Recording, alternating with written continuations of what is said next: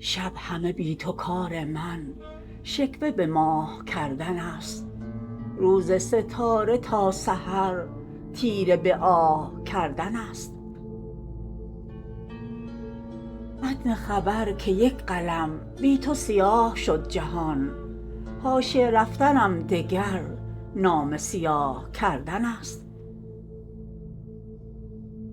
چون تو نه در مقابلی عکس تو پیش رو نهیم، این هم از آب و آینه خواهش ماه کردن است. نو گل نازنین من تا تو نگاه می کنی، لطف بهار عارفان در تو نگاه کردن است. ماه عبادت است و من با لب روزه دار ازین قول و غزل نوشتنم بیم گناه کردن است. لیک چراغ ذوق هم این همه کشته داشتن، چشمه به گل گرفتن و ماه به چاه کردن است. غفلت کاینات را جنبش سایه ها همه، سجده به کاخ کبریا خواه نخواه کردن است.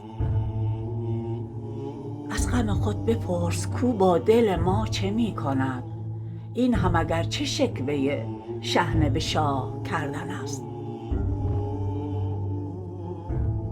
عهد تو سایه و صبا گو بشکن که راه من رو به حریم کعبه لطف اله کردن است.